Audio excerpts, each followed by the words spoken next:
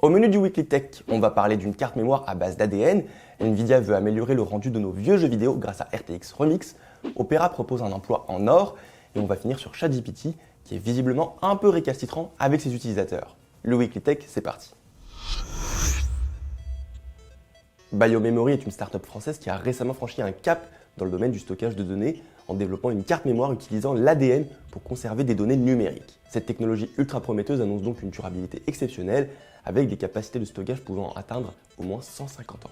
Oui, plus long que notre durée de vie. Contrairement aux SSD et aux cartes mémoire traditionnelles, dont la durabilité varie de faible à moyenne, BioMemory propose un stockage à base d'ADN, dépassant donc les technologies existantes comme les dispositifs magnétiques, optiques ou flash. La technologie de stockage ADN permet de stocker d'importantes quantités de données dans un espace minimal. Pour vous donner une idée, 1 gramme d'ADN peut stocker une masse colossale de 215 pétaoctets, soit 215 millions de gigaoctets de données. Après, cette avancée technologique n'est pas sans coût. BioMemory propose son service de stockage ADN au prix de 1000 € par kilooctet de données. Malgré ce coût élevé, ce n'est pas la limitation principale de cette technologie. En effet, la vitesse de lecture et d'écriture est extrêmement lente, nécessitant plusieurs jours pour lire et écrire des données à partir de la carte mémoire ADN de BioMemory. Même pour celles et ceux prêts à débourser une somme considérable pour stocker 1 kilooctet de mémoire, l'utilisation de masse à des fins de grand public reste limitée. Par contre, les cartes mémoire ADN pourraient s'avérer utiles pour les organisations ou les particuliers souhaitant archiver des informations sur le long terme. La particularité du stockage ADN reste surtout dans sa capacité à encoder des données numériques sous forme de paires de bases de nucléotides. Si vous avez bien suivi vos cours de SVT, vous savez que les nucléotides sont les éléments constitutifs de l'ADN qui se composent en des bases adénine, guanine, thymine et cytosine. Les données informatiques binaires sont converties en données nucléotides, puis stockées sous forme de séquences de paires de bases. Cette méthode ultra novatrice ouvre potentiellement de nouvelles perspectives dans le stockage de données, enfin pour le stockage de très longue durée.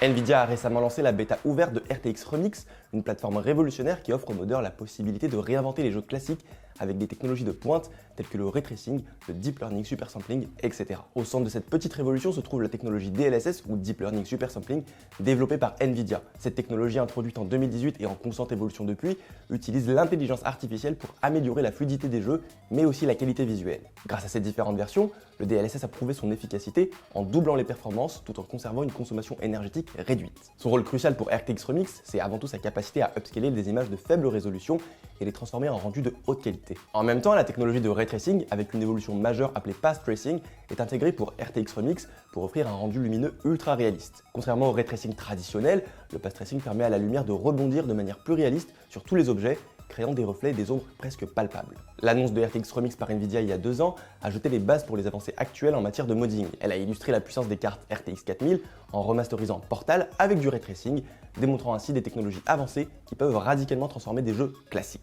RTX Remix est intégré dans l'écosystème Nvidia Omniverse qui permet une transformation assez impressionnante des jeux. Les modeurs ont désormais accès à une suite d'outils ultra puissants, notamment des capacités de relighting en ray tracing et des outils de texture générative par IA. Cette technologie permet de créer des scènes de jeu ultra réalistes et immersives, améliorant considérablement l'interaction avec la lumière et les matériaux. L'application de RTX Remix dans le domaine du modding offre une approche unifiée pour la remasterisation de jeux, notamment avec les API DirectX 8 et 9. Ça signifie que même des titres emblématiques tels que Morrowind peuvent bénéficier d'une transformation visuelle remarquable. Les modeurs peuvent désormais améliorer les textures avec l'IA, remplacer facilement les assets du jeu par des versions de haute fidélité et intégrer des effets de ray tracing complets. Déjà, RTX Remix a livré des remasters impressionnants, comme celui de Portal, et même le projet communautaire Half-Life 2 RTX de Orbifold Studio.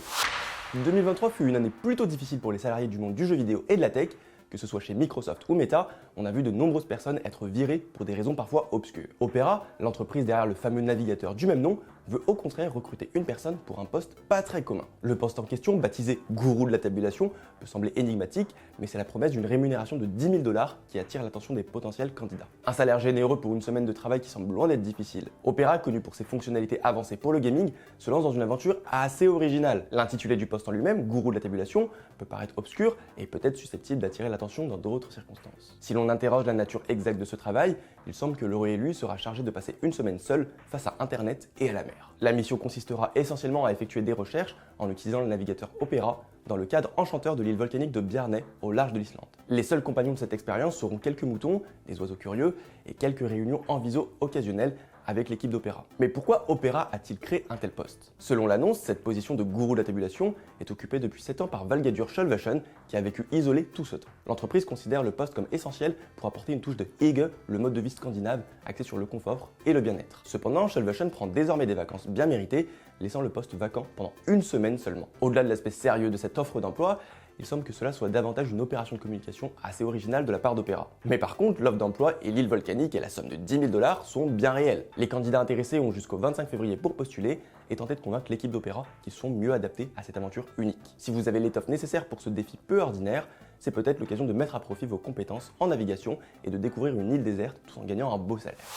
Dans un récent article de blog, OpenAI a annoncé des mises à jour de son modèle GPT-4 Turbo afin d'améliorer la complétion de tâches telles que la génération de code. L'objectif de cette mise à jour est de réduire les cas de paresse où le modèle ne parvient pas à terminer une tâche de manière satisfaisante pour l'utilisateur. Bien que la société n'ait pas fourni de détails spécifiques sur les modifications apportées, elle s'efforce de répondre aux préoccupations des utilisateurs concernant la réticence fréquente du chatbot à accomplir certaines tâches. Certains utilisateurs de ChatGPT avaient récemment exprimé leur mécontentement quant au refus fréquent du chatbot de compléter des tâches, attribuant cela au manque de mise à jour de GPT-4.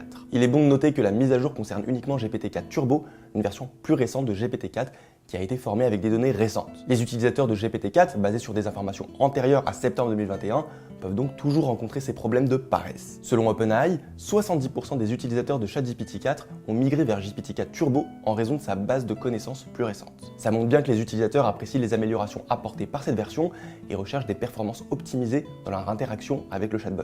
L'annonce d'OpenAI mentionne également des mises à jour à venir pour GPT-4 Turbo dans les mois prochains. Cette évolution permettra aux utilisateurs de profiter des prompts multimodaux comme la génération de texte vers des images par exemple. En plus de ces mises à jour majeures, OpenAI a introduit de plus petits modèles d'IA appelés embedding. OpenAI définit ces embeddings comme des séquences de nombres qui représentent des concepts au sein du contenu, tels que le langage naturel ou les codes. Ces embeddings offrent donc des beaux avantages, permettant aux applications de comprendre des relations entre différents contenus auxquels elles accèdent. Ils apportent donc une dimension supplémentaire à la capacité des modèles d'IA d'OpenAI, en renforçant leur capacité à interpréter et à utiliser efficacement les informations stockées dans une base de données. ChatGPT continue sa petite évolution et les cas de paresse du logiciel devraient disparaître dans les mois à venir. Le Weekly Tech, c'est fini pour cette semaine, on se retrouve bientôt pour la suite.